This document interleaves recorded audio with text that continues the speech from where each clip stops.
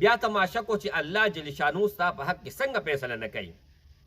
زما د خدای تعالی قسمي چې دا تسبیح دا وظیفه دا بلا تا برابر کړی نی، د هغې نه مخکې به ستا هر کار شوی، هر حاجت به ستا برابر شوی، هر مشکل نه به الله ته وباسلی، او چې په کوم نیت دې وکړو، په کومه اراده دې وکړو او څه دپاره دې وکړو، هغه به الله جل شانو برابر کړی.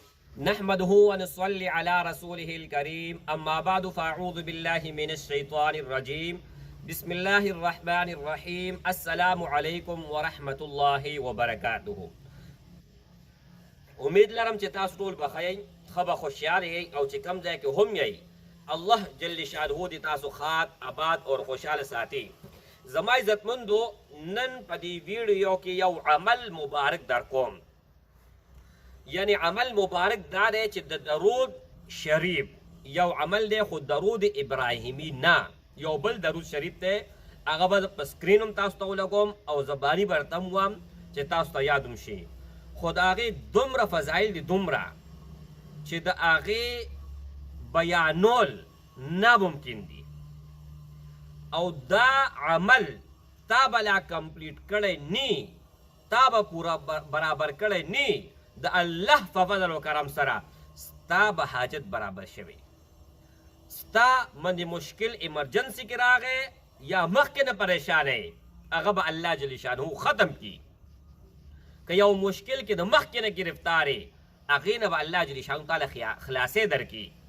یو ضرورت دی، یو مشکل دی، مشکل دا یعنی یو کار دی هغه کیږي نه، یا په یو څیز کې پساو شوی، هغې نه به الله جل شانه وباسي.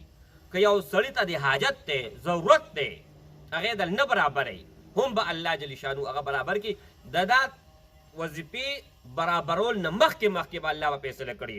واورئ، ما لیکلی ځان سره، خو د دې دوه طریقې دي. یو ټول نه بهترینه طریقه چې کوم دی هغه راته هم وایم، خو شروع نه واورئ. که یو سړي باندې مشکل راشي یا ډېر زیات پریشانی، نو ته له پکار دی چې اودس وکړي، 2 رکعاته صلات الحاجت وکړي، او د هغې نه پس 1000 پیرې دا درود شریف وایي، یعنی 1000 مرتبه دا درود شریف وایي. کم درود شریف په سکرین مې لګولی دي، واورئ. اللهم صل علی سیدنا محمد صلاة تحل بها عقدتي وتفرج بها كربتي وتقضي بها حاجتي. دا پړومبي دل به تاسو ته مشکل ښکاري، خو چې یو څو پیرې تاسو ووایئ زود کوئ، بیا کیدی شي تاسو له زباني یاد شي. درود شریف پوره کول نه مخکې به الله جل شانه ستاسو هر مراد پوره کی. د دې فواید دومره دي چې بېشمار دي، او دلته بیانول ناممکن دي. دا مجرب المجرب دی. یو عمل خو ما تا ته دا ووي که نه چې ته اودس وکړه، په مصله کښېنه، 2 رکعاته وکړه. چې څنګه 2 رکعاته وکړې، سلام وباسې، د هغې نه پس چې کوم دی انو تسبیح به راوالي، او دا 1000 پیرې دا درود شریف ووایه. تا چې په کم نیت کښېناستې په مصله، او په کم نیتو تا دا تسبیح شروع کړې، درود شریف ته شروع کړل، د دې تعداد 1000 پیرې دی. دا به لا تا برابر کړی نی چې الله جل شانه به ستا په حق کې تا دپاره فیصله کړې. خو شرط پکې دا دی زما عزتمندو چې جایز حاجتي، ناجایز نه. او دویم چې چا پوره ویډیو کتلي، خویندې میندو ته، زمونږ رونه بهیګان ته، هغوی ته اجازت دی، د هغوی نه علاوه نور ځان نه ستړی کوي، ځکه چې هر عمل دپاره اجازت شرط دی، چې څو پورې اجازت نی د هغه بیا خوند نه کوي. ښه، دویمه خبره، که چرې ته وایې چې په فن کې زما هر کار کېږي، نو ته به بیا د شپې بلکل نیمه حصه یا بلکل اخیره، چې نیمه شپه تېره شي یا بلکل اخیري حصه یې، هغې کې به پاسې 2 رکعاته به وکړې، مخ په قبله به کښېنې او دا به شروع کړې.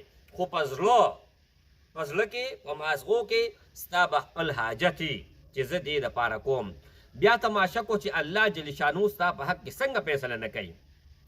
زما د خدای تعالی قسمي چې دا تسبیح دا وظیفه دا به لا تا برابر کړی نی، دا غې نه مخکې به ستا هر کار شوی، هر حاجت به ستا برابر شوی، هر مشکل نه به الله ته وباسلی، او چې په کوم نیت دې وکړو، په کومه اراده دې وکړو او څه دپاره دې وکړو، هغه به الله جل شانو برابر کړی. نور د خدای نه څه غواړي زما عزتمندو؟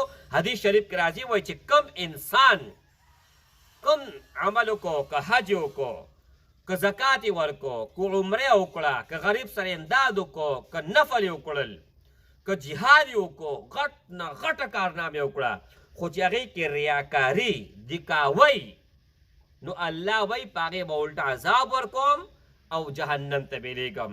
خو دلته دا درود شریف چې په نوم درود شریفي او هر درود شریفي هغه تا ووایي که نه، نو الله وایي ته په ریاکارۍ باندې ووایه ما ته قبول دی، تا باندې به لس رحمت را نازلوم او ستا به لس درجې اوچتوبه، تا له به عزت در کومه، ستا به رزق کې پراخي، ستا په زندګۍ کې به پریشاني نه، ته به هر ځای کې چې کوم دی نو خاندې خوشحالېږي به.